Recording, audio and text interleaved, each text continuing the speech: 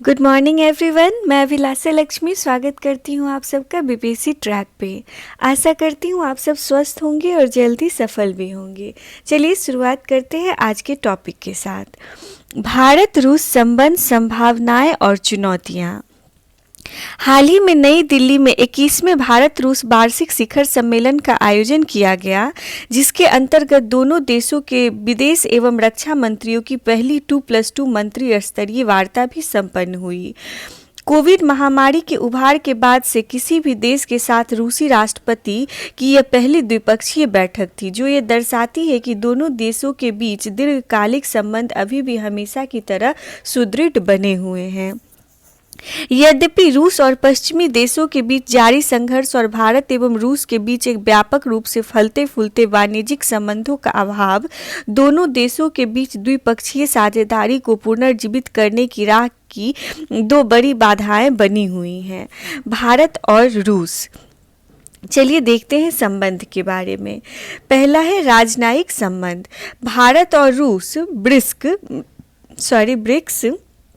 BRICS जिसमें Brazil, रसिया, India, China और south Africa है, एवं शंघाई सहयोग संगठन SCO सहित कई मंचों पर एक साथ मौजूद हैं। भारत ने हिंद महासागर रिम एसोसिएशन में रूस को एक संवाद भागीदार के रूप में शामिल कराने में मदद की, जो रूस को हिंद महासागर क्षेत्र में एक प्रमुख हिस्से स्थिति प्रदान कर सकता है। रूस ने मॉस्को में आयोजित SCO शिखर सम्मेलन के अवसर पर भारतीय और चीनी विदेश मंत्रियों की आपसी बैठक एवं वार्ता को सुगम बनाने में महत्वपूर्ण भूमिका निभाई, ताकि लद्दाख में जारी गतिरोध को दूर किया जा सके। इसके साथ ही भारत की अध्यक्षता में आयोजित संयुक्त राष्ट्र समुद्री सुरक्षा सम्मेलन में रूस ने भारत के साथ अपनी निकटता का मुखर प्रदर्शन भी किया। सेकेंड पॉइंट है भारत रूस वार्षिक शिखर सम्मेलन। यह भारत और रूस के बीच रणनीतिक साझेदारी में सर्वोच्च संस्थागत संवाद तंत्र है। नवीनतम शिखर सम्मेलन एक नए 2+2 तंत्र का संस्थागत निर्माण है, जो दोनों पक्षों के विदेश और रक्षा मंत्रियों को एक मंच पर लाता है। दोनों देशों के बीच एक नए 10 वर्षीय रक्षा समझौते के संपन्न होने को लेकर भी अटकलें लगाई जा रही हैं। अमेरिका, जापान, ऑस्ट्रेलिया के साथ रूस अब चौथा राष्ट्र बन गया है, जिसके साथ भारत ने ऐसा एक संयुक्त फ्रेमवर्क तैयार किया। रक्षा क्षेत्र में हालिया सहयोग। वर्तमान में भारतीय सशस्त्र बलों के 65% हथियार उपकरण रूसी मूल के हैं और भारत इनके कल पुर्जों के लिए रूस पर निर्भर है। अमेरिका के कड़े विरोध के बावजूद भारत ने रूस से S-400 ट्रायम्फ मिसाइल की खरीद की है।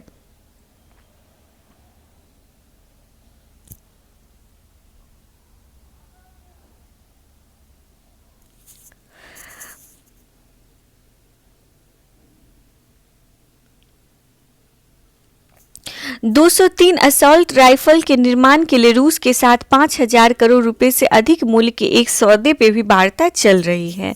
फिलहाल भारत S-400 मिसाइलों की खरीद के लिए अमेरिकी प्रतिबंधों से बच गया, लेकिन रूस के साथ भारत के गहरे होते रक्षा संबंध संयुक्त राज्य अमेरिका के साथ साथ चीन को भी असहज और चिंतित करते रहेंगे। अब तीसरा पॉइंट है संबंधों का आर्थिक पक्ष।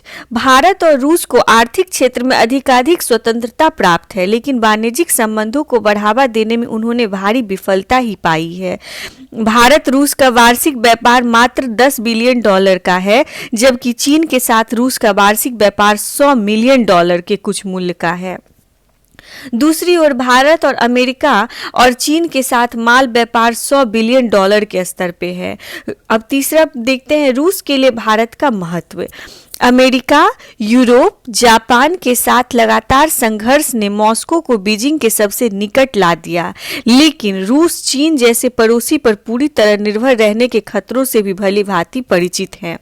जबकि पश्चिमी देशों के साथ रूस के संबंधों को फिर से स्थापित करने के लिए अभी भी बहुत कुछ किया जाना शेष है।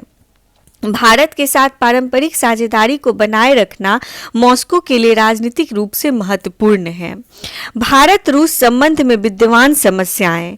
रूस एवं चीन के बीच बढ़ती सैन्य साझेदारी और हिंद प्रशांत फ्रेमवर्क के प्रति उनका साझा विरोध भारत को असहज करता है।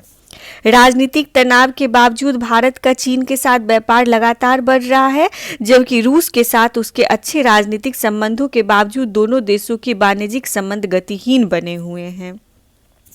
रूस का व्यापार यूरोप और चीन के प्रति आकर्षित है, वहीं दूसरी ओर भारतीय कॉरपोरेट अमेरिका और चीन पर केंद्रित है। रूस क्वाड को एशियाई नाटो की तरह देखता है और मानता है कि एशिया में ऐसे सैन्य गठबंधन के प्रतिकूल परिणाम होंगे। आगे की राह क्या हो सकती है? भारत के अच्छे मित्रों की आपसी मित्रता।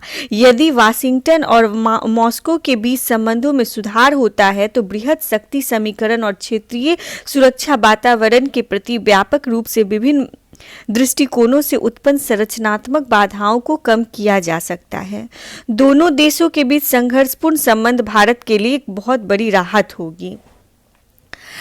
इसके साथ ही शक्ति के लिए अमेरिका चीन के बीच होड़ और चीन के साथ रूस के गहरे होते संबंध भारत के लिए अधिक मायने नहीं रखते अगर चीन के साथ उसके संबंध अधिक शांतिपूर्ण और स्थिर होते। रूसी सुदूर पूर्व के साथ संपर्क। रणनीतिक साझेदारी में संपर्क एक अन्य महत्वपूर्ण चालक है जो अंतर्निहित वाणिज्यिक लाभ और समग्र आर्थिक विकास सुनिश्चित करता है। मल्टी मॉडल अंतर्राष्ट्रीय north south corridor transport corridor के समानांतर प्रस्तावित चेन्नई व्लादिवोस्तोक मैरीटाइम कॉरिडोर से दक्षिण चीन सागर और हिंद प्रशांत क्षेत्र में भारत की रणनीतिक मंशा को बल मिलेगा।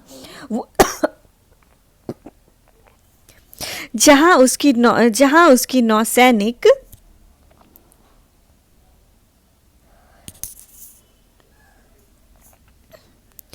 उपस्थिति रूसी सुदूर पूर्व से उसकी ऊर्जा और व्यापार शिपमेंट की सुरक्षा सुनिश्चित करेगी।